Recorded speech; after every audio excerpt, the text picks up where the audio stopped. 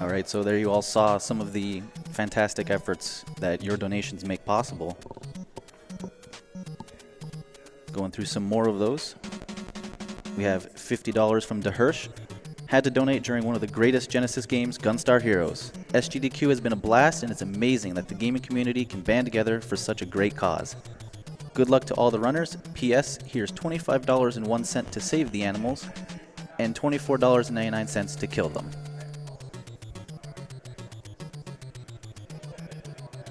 $50 from Ash Kaiser. Hey guys, another donation just because Gunstar is an awesome game.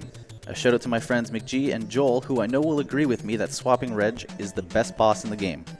Donation goes to Runner's Choices. Also, good luck to all the runners at the event, and thanks to everyone for the great entertainment. Let's break the million, guys.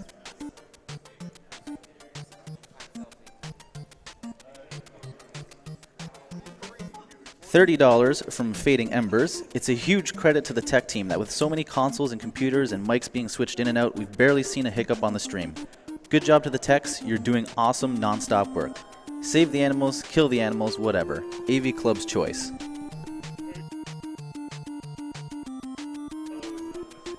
$100 from Jaywitz. I might make Nintendo videos, but the Sega Genesis was my first console ever, and Gunstar Heroes is my favorite Genesis game. Thanks for the endless hours of fun, inspiration, laughs, and lost productivity. Money goes to the Super Mario 64 Any Percent race, which should be a blast.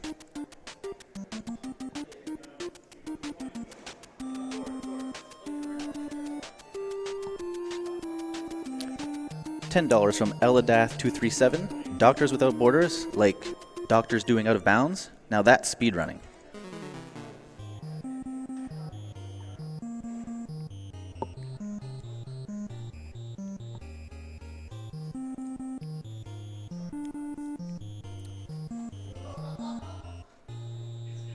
So right now we are setting up for the Freedom Planet race, which will be between Johannhowitzer and Mylexsi.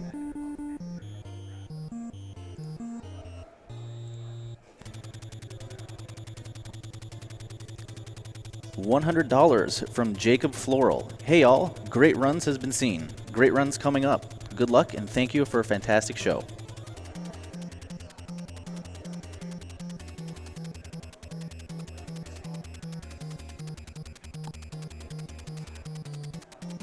$30 from Lisa MC105. Shout out to Ryan and Tony. Great job, you guys. Love watching you two play. Player's choice for challenges.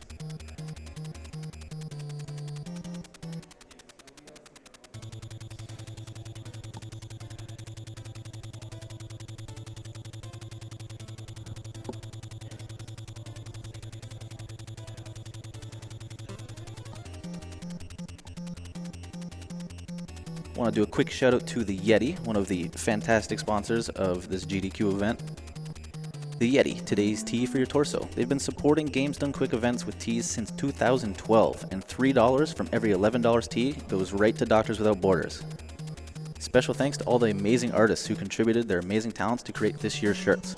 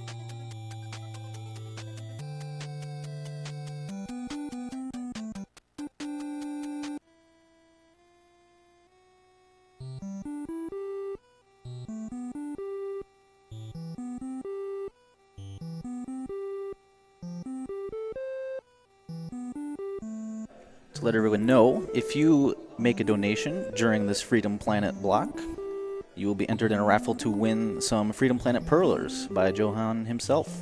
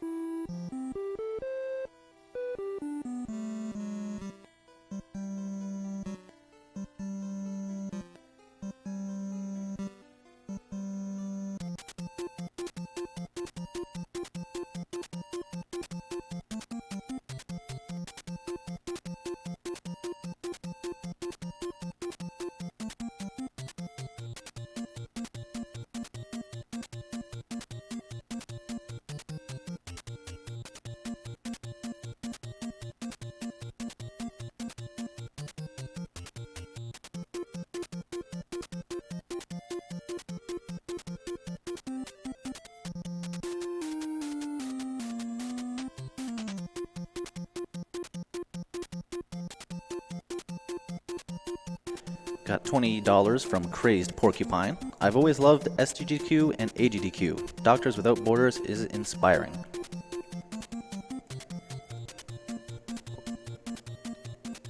$5 from Remziel. So awesome to see a Freedom Planet speedrun. Here's hoping for a Carol run at AGDQ 2016. Frame the animals, save the kill.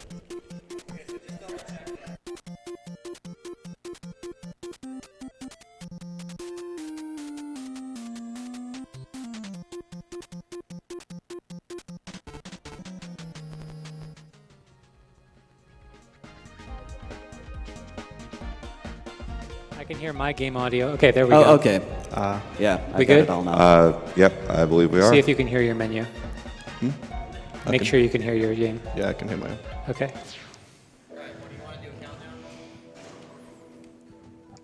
Sure.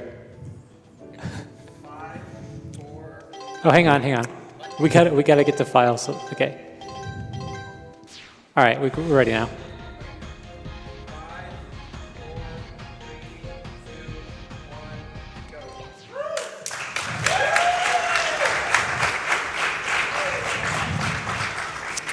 All right, SGDQ. This is Freedom Planet. It's a PC game. It started as a Sonic fan game, became much more. So this is a race between kind of what's considered the main character of the game, really, in Lilac. She's a dragon. She has kind of a similar ability to Sonic you see in that boost attack. It's a little bit like Sonic Spin Dash. You'll see them use that a lot to try to keep speed going.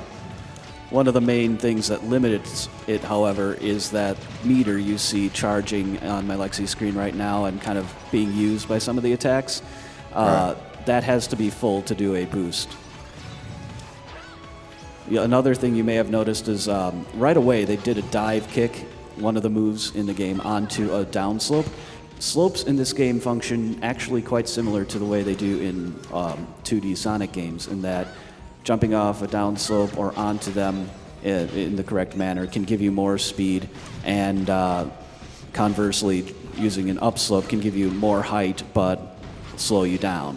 So you're going to be seeing a lot of tech based around that, especially when they're trying to not use boosts in certain areas so that they can save them for other areas. And right here you're seeing, Johan just did, and Mylexsi also, what is called a what's a super uppercut or something like that? It's an uppercut. Yeah, basically a high uppercut, that's what it is. Basically you have to press up a little bit and then you press the jump and attack buttons within just a couple frames, and you'll get more height than normal off an uppercut, which is useful in several places, including setting up that boost that they then used immediately thereafter. Right.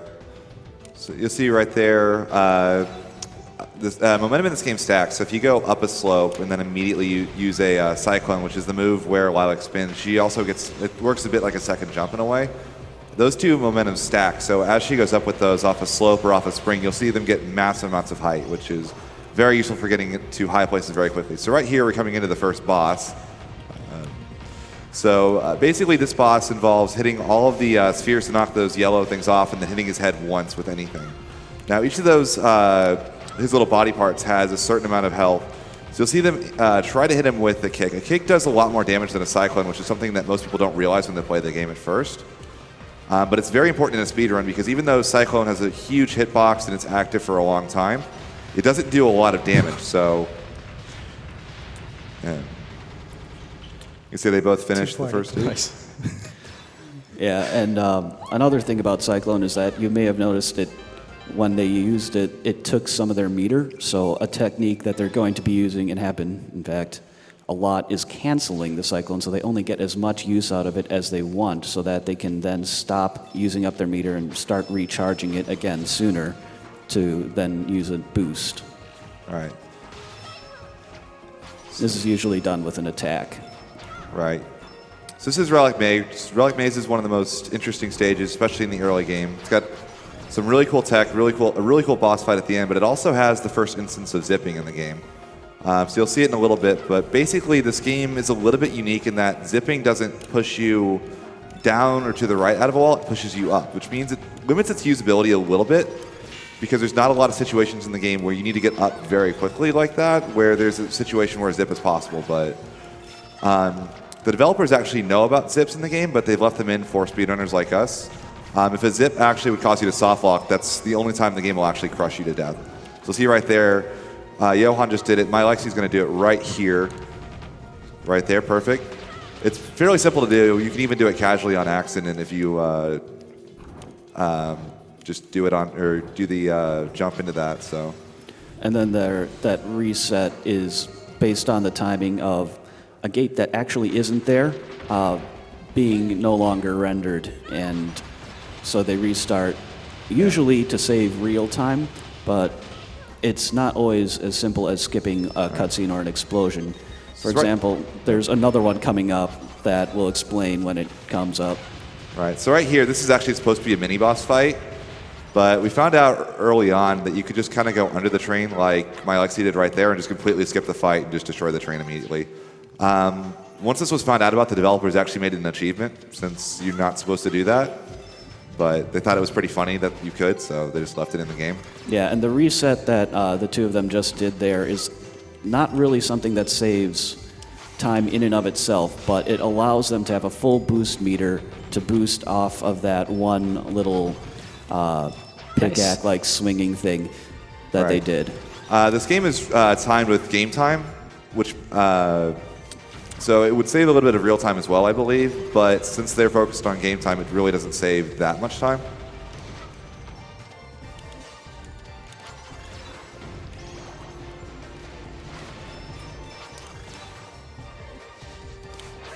Another thing to mention, you can see that the little gem type things, those recharge your boost meter as you collect them, and if you have full health, which are the leaves, then those also recharge your boost meter, otherwise they refill your health. They also, if you collect them in the middle of a dragon boost, Mylexsi over here is sitting in the chair, which I always think is hilarious to see. If you collect them in the middle of a dragon boost, you'll actually extend your dragon boost further. It doesn't do this normal length and then cancel at the normal meter length. You actually will keep going in a further direction, which Petals turning into health is one reason staying at full health is kind of important in certain parts of this game. Right. At other points, it's generally better to do damage boosts, however, so you'll be seeing a fair amount of that as well. Right. So you'll see Johan has a very slight lead at the moment, so that could change at any time. Especially, most bosses in this game are incredibly punishing. This boss is the early gatekeeper of the run. A lot can happen here. Right. Yeah, sometimes he likes to just change up his attacks for no apparent reason, and it can really screw you up. We need an audio cue here. And this boss is based primarily off of cycles, and they're also manipulating its AI by their actions so that it does certain attacks in a certain sequence. If they mess it up, then they can lose a great deal of time rather quickly. Right. You'll also notice most of the boss fights are about optimizing as much damage as you can in a short period of time. So you'll notice right there, they're using the Dragon Boost to hit both arms simultaneously for a ton of hits to quickly kill them, and then immediately going in. Once you knock his arms off, you just have to whack his eyes a couple times. Yes, and dealing damage in this game is based off of ticks. Each attack will deal damage every so many frames or ticks, and the Dragon Boost and the basic kick are actually the two most damaging attacks in the game, along with the uppercut, which isn't used as often because of mobility reasons. Right. Cyclone is not used much outside of just staying in the right position, so since it gives you some height, you can use it to get an extra kick in. Similar situation with dive kicks as well, because they deal 3. Right. But the ground kick hits on 3 separate ticks, so it deals 12 total damage, whereas a kick in midair only hits for 2 ticks, so 8 total. All right.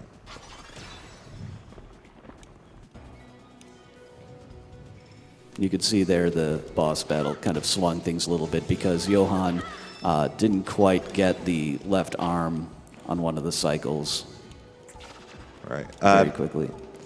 The classic thing with this game is that while the platforming is very important and obviously can cost a ton of time, bosses are what can really make or break your run. If you make very small mistakes on bosses, they can just completely change the outcome of a race, as you just saw right there. So we have a lot of opportunities for these two to both make up time and so on and so forth. And both these guys are actually in peak condition. Mylexsi actually PB'd at the event, which is pretty cool and unfortunate. So you'll see right here, Mylexsi just destroyed that. He's actually going to wrong warp here. You see, he hit the loading zone and jumped backwards, and for some reason that causes a wrong warp.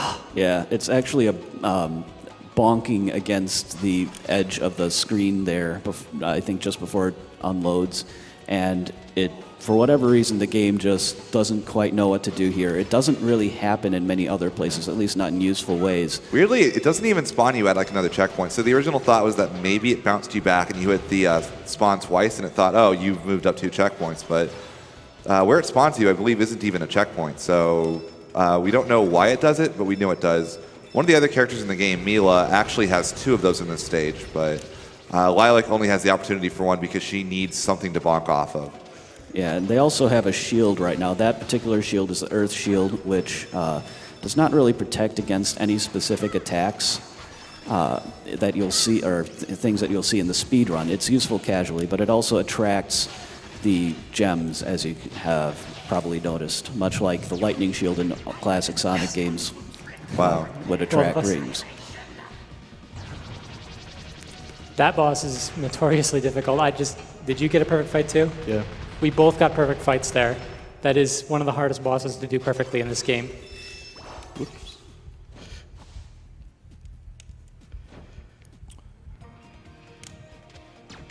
So, yeah, both runners have looked pretty clean so far for the most part. Oh,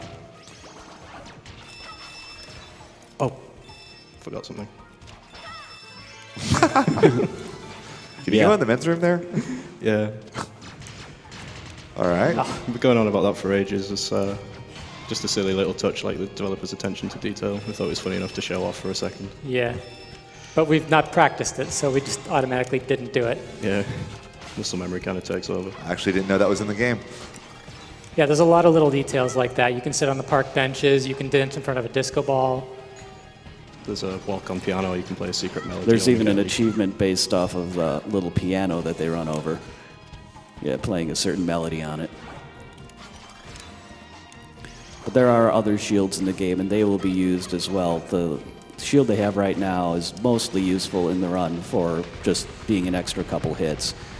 Whereas No, this shield is actually the most useful because it will suck in crystals that are near us, which allows for more boosts. well, I was speaking in general. I was about Oh, yeah. to, I was going to elaborate. Okay.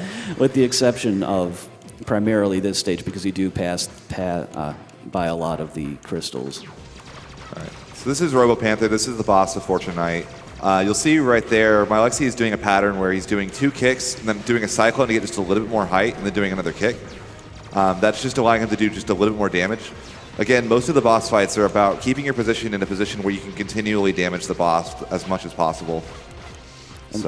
And that's why cyclones are used minimally, but are still used fairly often overall because of the mobility that they allow. Right. So, to note, this fight does have a little bit of RNG with what type of attacks he does, but it's not terribly important to the speedrun. Carol stole the last hit off me. Yeah, I think Carol did get the last hit on Mylexsi screen, which is... Yes. We're about dead even now again. Yeah. I believe generally in races, Johann usually gets off to a little bit of an earlier lead, and Mylexsi tends to kind of scoop it at the end, so we'll see how this continues to go. Yeah, there's a lot of things that can happen in this run, and some of the later stages can be pretty brutal. Yeah, stage 8 in particular is extremely punishing of mistakes. All right, so this is Sky Battalion. This is one of my favorite stages in the game. It's basically you have 3 mini stages, and then you have each one with its own mini boss, and then you have a final boss fight at the very end. And conveniently enough, it works out that the most easy way to go through is also pretty much the best order to do each of those 3 ships. Right, you just go from left to right. There's not one isn't. It's not faster to do, say, the far right one and then go to the left. So.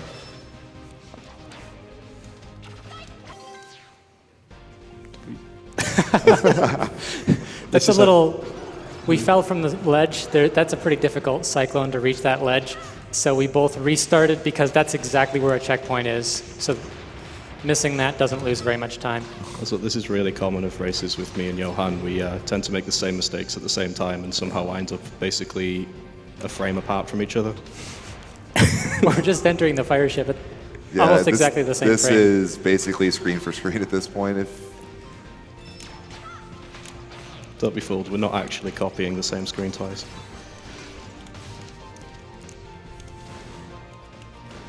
You can see right there, they're not opening the gates much.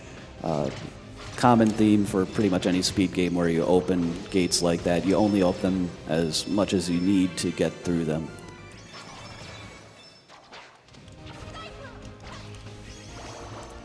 This mini boss coming up, Spade.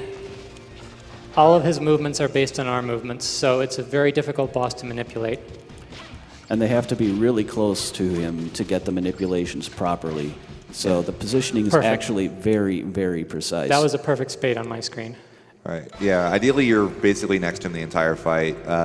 Johann didn't give us enough time to really talk too much about it. It's a short fight. So Spade's actually an upcoming character in the game as well. So there are 5 characters in this. Well, there's 3 right now, and there's 2 more that are coming as DLC. And they're kind of, the idea is to kind of base each of them around a different mechanic. So Lilac is supposed to be a little bit of a Sonic-like character. You have Carol, whose her gimmick is that she has a motorcycle. She can, I believe, wall climb, wall jump, and so on and so forth. And you have Mila, who uses like beams and shields. Coming out soon, there's a character that's actually based on Gunstar Heroes, and there's Spade, who's based around playing cards. And yes, they are walking on spikes there. That is because they have the metal shield, and that is one of the things that the metal shield allows them to do, as well as, assuming they both are able to carry it into the boss We pretty much can't lose of this stage as a whole, it will protect against most, but not all, of that boss's attacks, which is one of the reasons that it's nice to do this ship last, because you'll often end up with the metal shield. Right. This boss rubber bands, so we're trying to anticipate his moves. Excuse me, I'm failing momentarily. Right, so this boss is actually the first place when I played this game the first time that I got walled.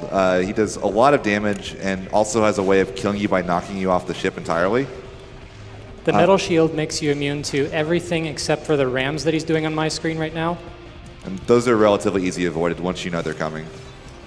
It's always the exact same pattern every single time. And this boss is actually pretty much purely cycle-based. It's not about dealing damage to it so much as it is first hitting each of the feathers to make the weak point vulnerable, and then hitting the weak point, and just going through each of the phases as they come. I believe each of the feathers does have more than 2 HP, so you can't cyclone them once, but you do have to, it's once you hit them all, you just have to hit Dale once and you're good. Yes, you do need to hit each feather twice with a cyclone, but only once with any other attack. Right. That was an uncommonly good fight for me. This is not one of my better bosses. I kind of expected Mylexsi to gain time on me here. I kind of fell behind getting out with the... So you had a little bit of trouble with the wind tunnel. Yeah, the wind tunnel is a major troll. Nice. No, you don't. It's pretty hard to hit him during the wind tunnel, and Mylexsi just did. And they're both getting into, Johan starting it now, Jade Creek, which is, I think by consensus, the favorite stage of pretty much all the speedrunners in this game, simply because not only does it have really, really good music, as most stages do, but particularly good, but this game's soundtrack is amazing. Yes, it has a lot of good variety in terms of the tech and different things that you do in the stage, as well as just kind of being one of those stages that is fun to play. And has an amazing boss. The tech on the boss is really, really cool. Yeah, really both bosses, I believe. Even the mini-boss has some Yeah, pretty the cool... mini-boss is pretty cool, especially if you've played this game. It should be rather impressive. Ideally, we don't let her get any shields off. And they're going to try to maintain the metal shield through this level, but it's pretty unlikely. They're probably going to lose it against the first boss, just because of the nature of that boss's initial attack. All right. So you might have seen any surface in this game is treated as a slope, so you can actually trick the game into allowing you to run up the ceilings if you do it properly. Johan did it a little while ago. I believe Mylexsi should be right there. Yeah, he came up on it. You can do that by adding a cyclone to go up and kind of trick the game into thinking you're running along the wall, and it'll just kind of magnet you to it. And that's just a quirk of the game's mechanics and how the physics engine runs. Yes, and right now, Johan is coming up against Nira, which is that boss that I just mentioned. And Nira got me once. Got it. But that was a very fast fight, but you see he did lose the metal shield. That is pretty common there. Right. But normally that boss, whenever she lands, will throw up a shield, but by hitting her as many times as we do in midair, she never gets to the ground, meaning she never gets that shield out. I believe it loses pretty good chunk of time if she does actually get a shield out, because you have to break the shield. Deal 3 more hits to her if she gets the shield off. And that's one case where it doesn't matter how much damage you do, it's just hit her 3 times. And Johan just went through a section that is normally referred to as the sub-jumps, but he kind of got hit out of his rhythm by an attack. It's only like, I believe, a 2-frame or so window to do each. No, it's not hard. roll. It's just you have to keep the rhythm, and I let it fall apart. And there you saw Mylexsi just, he missed the last one. But it's a pretty tight window with you just have to have a rhythm for. It's one of those sections that looks really cool when you do it right.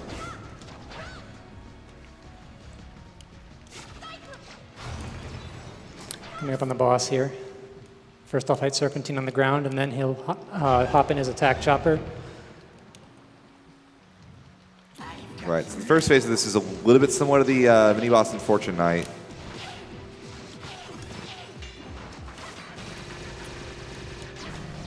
The one thing that Johan would have liked to have done is had the boost get a little bit more a couple more hits on the first attack.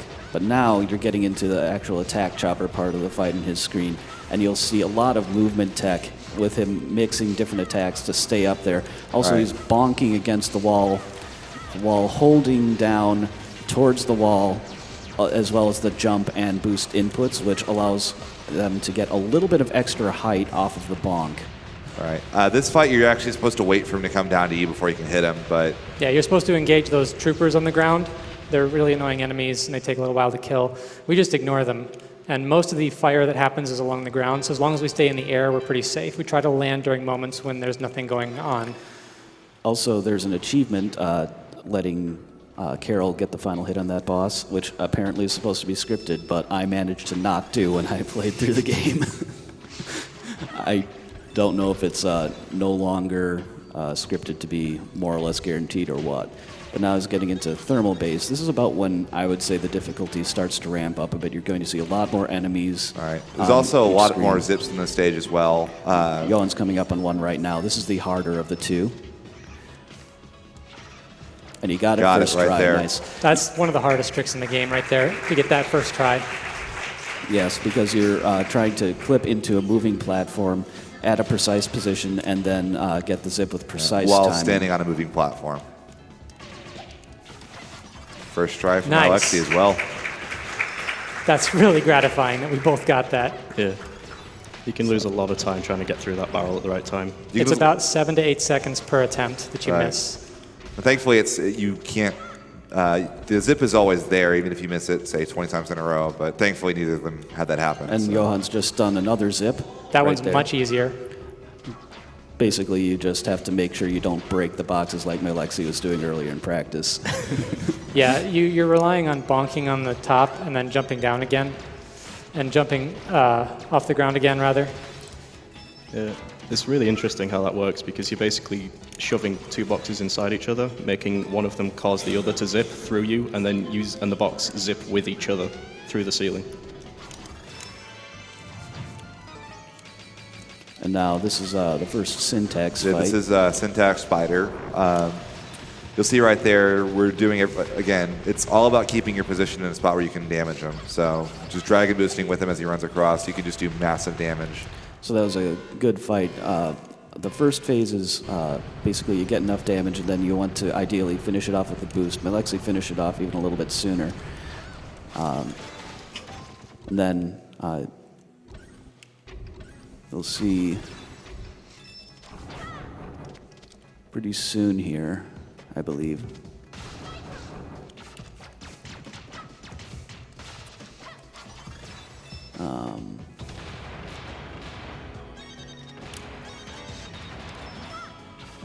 Thermal base is a very punishing stage. Right, with all the zips. Thankfully, the bosses are actually some of the easier ones in the game, but the stage itself is actually very Yeah. difficult to I would execute put this properly. top 3. Yeah, and there it is. I was waiting for Johann to get the shield. I brain farted on exactly when it was. But this fire shield, as you can see, makes him immune to the fire that is coming up out of those little... It makes you immune to fire. You do 1 tick of damage with it, but you lose it the moment you go into water. So right now, It's gone. Johann's already lost it. So, I believe the only there's 2 shields we haven't technically talked about. There's the bubble shield, which allows you to breathe underwater, and there's also the wood shield. The wood shield, which pulls in health towards you. Those pounders I just passed, those are one of the few sources of, they're right here too, there's one of the few sources of instant death in this game. Right. Yes, and I also believe they have the highest priority hitbox. Yes, anything will kill you. Any hit on those will kill you. There's ways to avoid damage and other things. Oh, hey, that guy zipped from above or something. I don't know, I've never seen him do that. Didn't cost any time though. Rip chat. Welcome to marathons. And now... So this is boss. Magma Syntax. He's, Most of the hardest first boss phase in the game. happens off screen. Mylexsi's coming into this fight too.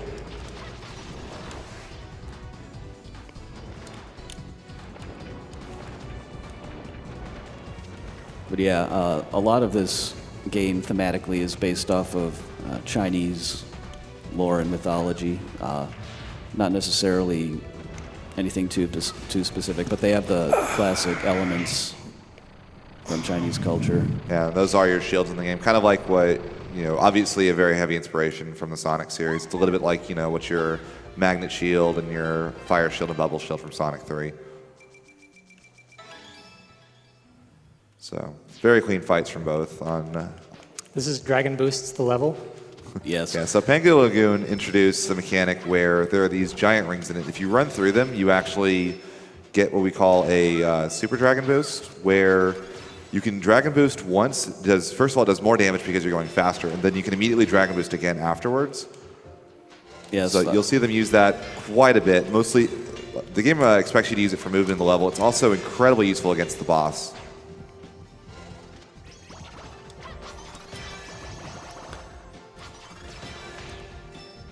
So you can see that they're both pretty much boosting constantly because of these rings that are all over the place. You can tell which one the super is because they have the huge aura that goes with them. So you see Johann just rode one of those arrows. We were joking earlier. One of those actually in the game is a bit of a troll. It sends you right into a hornet nest. So This is a rather notorious pit for us.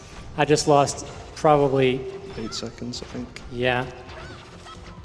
But then I got that jump, so that's fine.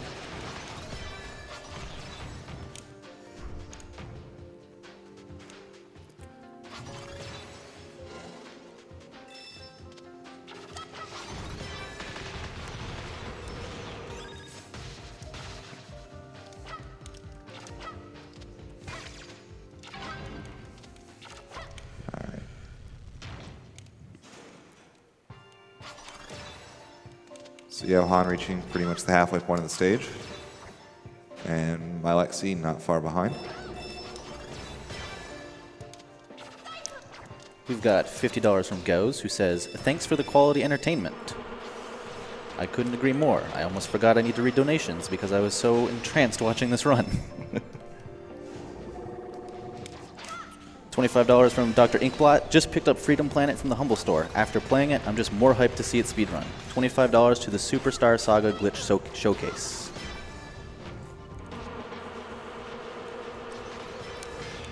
$20 from Fateful Zero. Glad to see an underappreciated gem like Freedom Planet getting a chance to shine while doing some good. In the tradition of the game that Freedom Planet is based on, save the animals.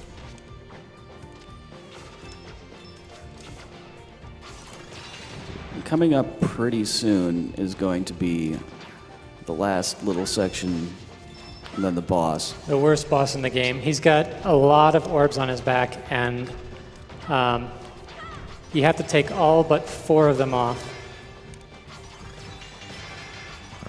They have a bit of a technique, as you'll see. Hopefully they get it right. Otherwise, they might be here a little while. Yeah, this should be quite amusing to anyone who's played this game before. This boss usually takes people quite a long time to kill. Yeah. So you can see you've got this giant dragon in the background. It's going to have a bunch of orbs on his back that you have to break. And then once you break enough orbs, you hit his eye and do a certain amount of damage to his eye, and that's the end of the fight.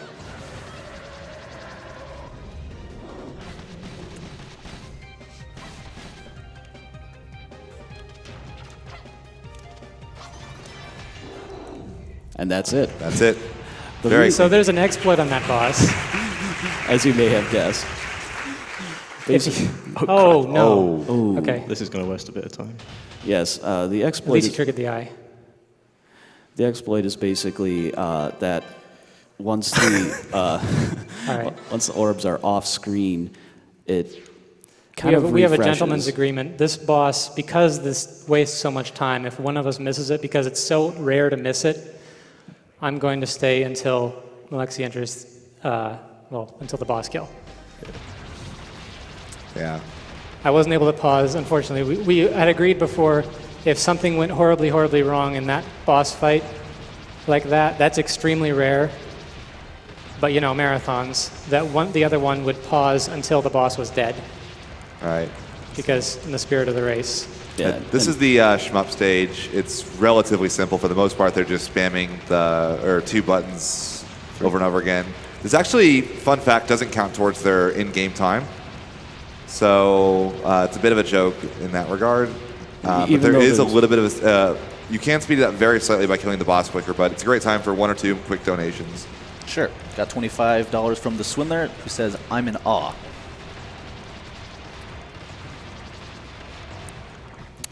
$100 from Calder. I'm really excited to see a Freedom Planet race for the first time. Good luck to the runners. Donation goes to Luigi's Mansion Race. $50 from Mr. M. Keep up the good work. $50 to Chrono Trigger, 100%. All right. So we're coming up on what is considered to be by far the hardest stage in the game. Mylexsi once created a graph of what his average time loss was per stage, and this had just such a huge spike relative to every other stage. It was pretty crazy. So Yes, Battle Glacier is not only a long stage, but it is a difficult stage filled with a lot of tricky tech and a lot of trolly enemies as well. yeah, And the boss wastes a lot of time for every hit you miss on him. right. So this is when the game starts to kind of get mean and start throw just everything at you. So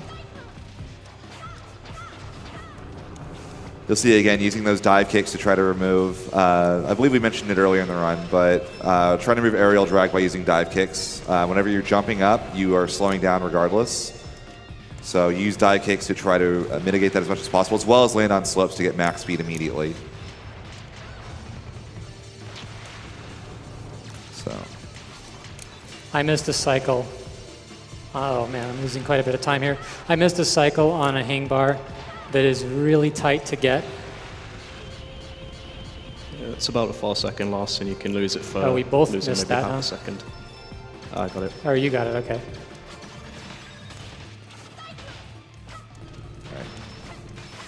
again, while Cyclone isn't great for attacking, it also is very good at maintaining vertical height, especially when you're trying to just sneak over things. So I believe that's our main, what we've mentioned it mostly for is that, again, it doesn't do much damage, but it does have a lot of use in the run. So. And you can see one of the gimmicks in Battle Glacier is those drills that you need to use in order to progress in certain areas. Yeah. Because It's of intended to slow you blocks. down because usually whenever those are, it's also spawning a bunch of enemies that the game wants you to try to fight and kill. And of course, if you're going fast, you don't want to have to fight them. Right. So this is Absolution. This is one of the hardest bosses for at least me casually, but you'll see they're manipulating its position. It's based on whatever direction you're facing where he's moving, so you're seeing they're making them basically jump straight up and down. But this guy does a lot of damage compared to every other boss to this point, so a lot of people get stuck here for a long time when they play the game the first time. And that was a nice, clean fight. Very for clean Johan. fight. So, It's not a hard boss, right. but if it goes wrong, a lot starts to go wrong. Yes, attrition is a big thing in this stage because if things start spiraling out of control, you start taking damage.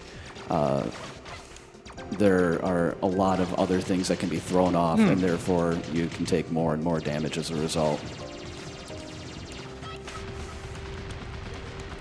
It's been a while since that boss has done that to me. All right. You see they both had a metal shield for a little bit. Both have already lost it. So you can see just, you could take so many hits in this stage without like even, blink of an eye. You've taken 3 hits and your shield is gone, so.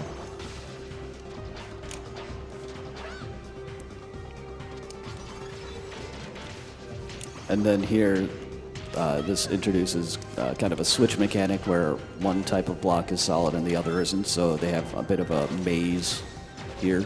Right. So this part is mostly just about movement tech. Yeah. Again, while the bosses on the stage are very difficult, the final boss of the stage is very difficult, the movement in the stage is also very difficult because, again, you see there are just enemies everywhere. The game is getting somewhat close to the end and it knows it, so. I believe the developers of the game actually said they balanced this game in a pretty interesting way. They said that they tried to make each stage as difficult as the final stage of the game. If the previous stage was the first stage of a game, what would the final stage of that game be like? Is kind of what their target was for difficulty as the game goes along. So it gets very difficult very fast. I missed the Earth Shield just now. I was supposed to pick that up, which means it could be dangerous here. This last set of drills has a high tendency to troll.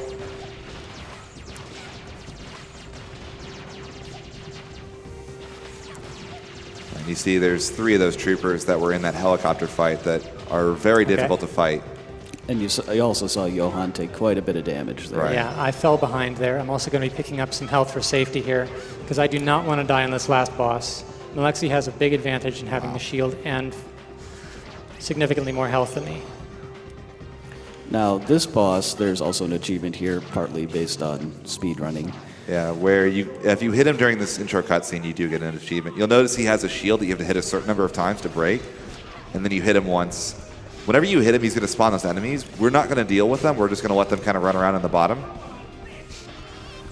Yes, and so you do a high uppercut to get height, and then you're able to get hits when you're not really supposed to, quote unquote. And then they commence on what they call brain damage strats, using the wall climb technique used earlier on the helicopter boss Awesome. to be able to hit him when he's still high up. What I managed is basically how that boss is supposed to go. It can be done a little bit faster, but it's stupidly risky. Okay. All right. All right, so I fell behind Mylexsi by about 10, 15 seconds there. It's not over. The last few stages Yeah, can really hit hard. Again, any mistake on a boss is going to cost at least 5 seconds, if not more. So Mylexsi gained about 30 in-game seconds on me there, which is not surprising. He is much better at this stage than I am. I did say earlier on, this is like the main stage where massive amounts of time are either gained or lost. all right, it is by far It's the still hardest stage in possible the for me game. to catch him, but Yeah, that was a main opportunity lost. We do have 4 stages remaining, so with some pretty tricky fights for sure. So You kind of get chills playing this part of the game casually because you're entering the enemy airship, or the enemy spaceship rather, and the music gets really, really good, and yeah, you'll see. The stages kind of throw everything at you. yeah. The stage spawns a hilarious number of enemies, which is pretty awesome. And of course, as Johan mentions, this is one of my favorite tracks in the game. So the music is so good. And again, it's good throughout the whole game, but Besides the ridiculous amount of enemies, Brevin, the main antagonist, has some interesting tactics to use against you. right.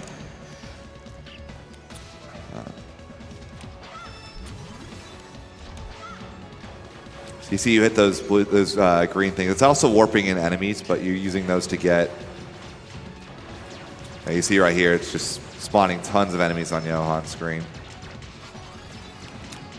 It's kind of at this point that I would argue that you're not really expected to fight all the enemies so much as just go right past them. I don't think it's even possible to fight all the enemies on this stage and actually survive. So you see right here on my Mylexsi screen, Brevin's opening the airlocks in the ship, which even if you Dragon Boost through that, it's going to pull you down very heavily. So Yeah, it's one of the very few actual death pits in the game. For the most part, if you fall down somewhere, it's just a different route, but here, if you fall into the airlocks, you die. right. So there, as they mentioned, there are some very cool, unique things about this sets of stages. So I lost quite a bit of time in the early part of the stage. Mylexsi's going to make another gain on me here, I think. all right. So again, this is the boss of the stage. It's not the most difficult fight. They're kind of thankful, actually. There's a bit of a rhythm to these stages where Battle Glacier is incredibly difficult. This one is a little bit easier, and then you go to Final Dreadnought 2, which is more difficult, and then you go 3, which is slightly easier, then 4 is very difficult as well. Yeah. And this boss is actually a massive reference to Seven Force from Gunstar Heroes, which is just on before this. Right. So we've affectionately called him Seven Force Syntax. So Yeah. this is Final Dreadnought 2, and Final Dreadnought 2 is awful because it is full of enemies and switches and things that generally gate your progress and slow you down, and it just will not let you go fast. Right. Although This it does stage have is physics. also a graveyard for many casual players. There are particular spots, such as one where there's a key card carrying squid, which will just kill you over and over and over and over. All right. And again, the game doesn't ever explain what damage values do, so a lot of casual players will again use that Cyclone as an attack, which generally is not optimal just because, while it has a large hitbox, it just does not do a lot of damage quickly. So Dealing damage in this game is very situational, however, and sometimes we do want to use Cyclone. Right, yeah. We use pretty much every attack, except for the low kick, which is just... yeah, pretty much every tool the game gives you is used at some point, which is one of the coolest things about it for sure. And you also may have noticed every now and then Mila poking her head out and tossing something. That's going to be important in a little bit. So pay attention to the dialogue on my screen in just a moment. Like I said, Brevin has some very interesting tactics.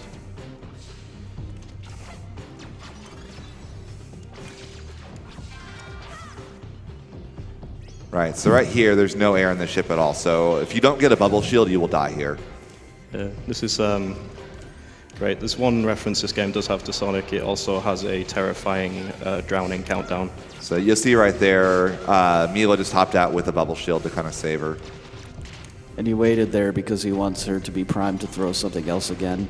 It's based on your oxygen meter. If it's below a certain point, she'll throw an item. If it's not, she won't. So he waited there a little bit before opening the shield in order to manipulate another item to It come is soon. possible to go without the double shield on Mila here, but it's extremely risky in a race like this. If you lose the shield, you might die. And if that looks familiar to you, bumping something up and then using it to zip, well, Yep. It's a very similar technique to what was used in thermal base. So. and the bubble shield from this point on is mostly important for just being protecting able you to from tank just a hit. Yeah. So see right here, he's going to probably lose it on this second spike right here. Yep. But we're near enough to the end. Well, maybe not. Yeah. See, we're back to having oxygen again. And then he would have lost it there anyway with that restart, which just skips cutscene, I believe.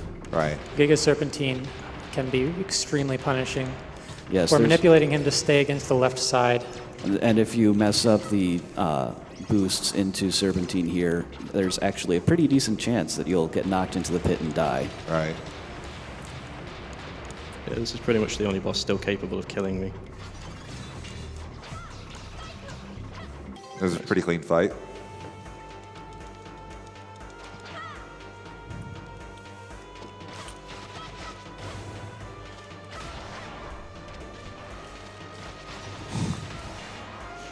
Mylexsi has a lot of fun manipulating the end screens for most of these stages, although he has actually died manipulating this one, so. Yeah, what I used to do is intentionally jump off the platform and then boost back onto it, but I died once, and you can, if you die after killing that boss, you have to do about half the stage all over again because of a bug, and yeah, never again. There's not a whole lot of time for me to gain on Final Dreadnought 3. I'm pretty much going to have to pray that I catch up on Final Dreadnought 4. Yes, FD3 is a lot more straightforward than it looks, I'll just say it, put it that way. It is, at least, there's not as much that impedes your progress as Final Dreadnought 2, which is nice. The game really makes you go fast here, making it a really fun stage Right. your first time through.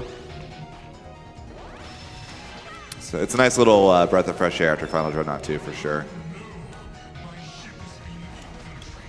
Except the death cannons. Right. That bulldozer that just bodied me, it is possible to get over that without losing any speed, but it's frame perfect up close. It's kind of hard to tell. See if Johan can get it.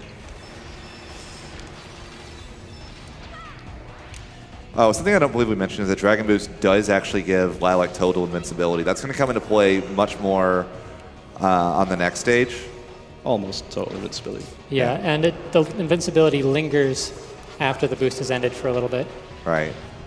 It's based off of if you're holding the button, then basically the game thinks you should be boosting. So if you stop boosting but you have a full meter, it thinks, oh, you're supposed to start boosting again. And so the game will try to start you boosting every single frame. And because you're trying to boost, it effectively makes you not get hit by certain things. But it also requires there to be a top priority hitbox in the area to be hitting you every frame. So you have Mylexsi coming up now on Mila. This is, interestingly, one of the reasons that Mila's story is faster because Mila doesn't fight herself here, I believe. Yeah, she just runs through this room. Yeah, she has no boss at all. Somewhat akin to Knuckles in Sonic 3 and Knuckles, where it ends just a little bit earlier.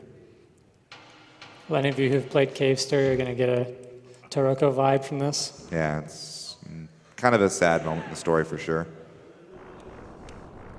So. Looks like a pretty good fight on Mylexi's end.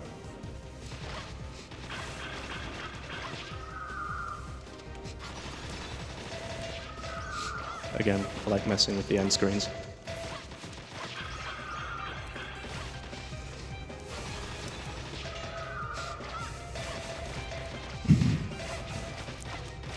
Mylexsi manipulated the final cutscene to where the Y coordinate is not correct. If you have the fire shield here, the boss hitbox is still active. So Lilac is going to mourn Mila that she thinks is dead while she's still hurting her with the fire shield. All right, so Mylexsi is now on Final Dreadnought 4. This is, again, this is one of the more difficult stages in the game. We have a pretty pixel-precise zip coming up. There are two, apparently, hotspots for it where it'll work, but they both only really know the one, I believe, well, so they're both going to try for that one. Johann just got it a different way earlier in practice. Right. Neither of them had seen it.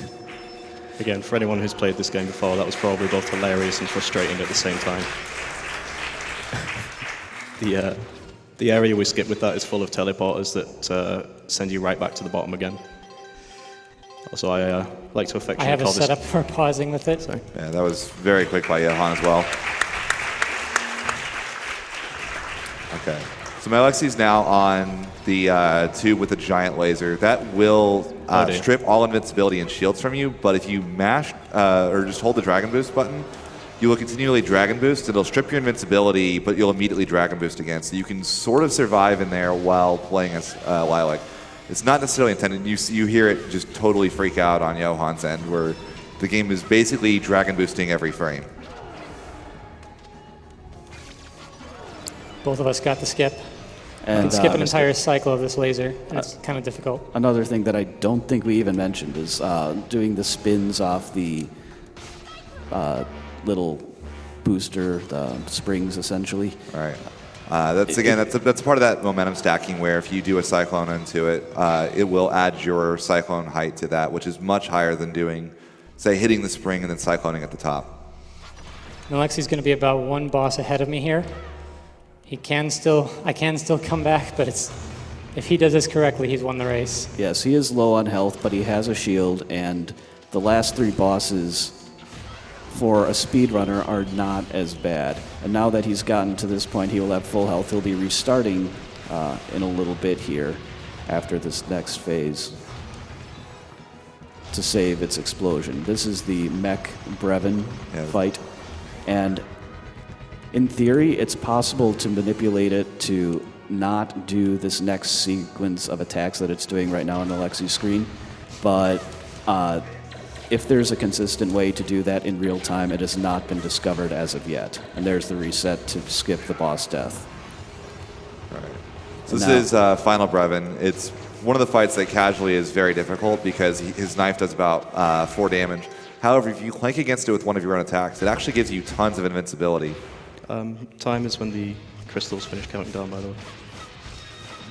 So yes, Mylexsi has beaten the final boss at this point, and Johann just a matter of a few seconds behind him. Got it.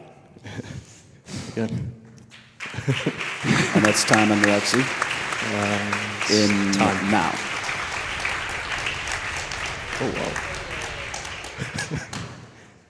And time for me is coming up. And time. 50 seconds. Just under 50 for you. I'm curious to see the in-game time because you did pause and wait for him a bit. Yeah, you probably actually beat me Quack. on the game time. Oh, wait. No, you paused in the auto-scroller, so it won't count. Huh? You paused in the auto-scroller, so it won't count. That's true. I probably won by in-game time. 40, 35. 32. Oh, 3 Oh, seconds. wow. Very good game, dude. That ties the closest race we've ever had. Gonna go through. So that's Freedom Planet. It's worth mentioning. Yeah, the other characters are very different. They play like completely different games. Mila, as was mentioned, has a shield that she can create, which when she releases, creates a laser which heavily damages bosses and recoils. And the recoil is used to launch her and stack forward speed. It's the hardest character to run. Carol relies on the bike, and YTXZ runs Carol, or ran. He's stopped since. FlatterV runs Mila and has outright the fastest time in the game because Mila is the fastest character and he's also very good. And he runs on hard difficulty. This was run on normal difficulty. We keep leaderboards for both of them. If you're interested in learning this game, I suggest you Google SDA Freedom Planet knowledge base. It should be the first link that comes up. And also bombch.us/W, capital AW, will be a link to our community leaderboard, which has a ton of videos. We're always available for questions on our streams and on the SDA thread. It's a really fun game. We've both gotten hooked and not stopped since December. It's also part of the GDQ Humble Bundle and is getting a Wii U release very shortly getting on a the Wii 3rd. U release next month, and they haven't said when the new DLC characters are coming out. We're hoping that they might be releasing those alongside the Wii U release, but fingers crossed. All right. Let's give one more hand for our 2 runners. That was an awesome race.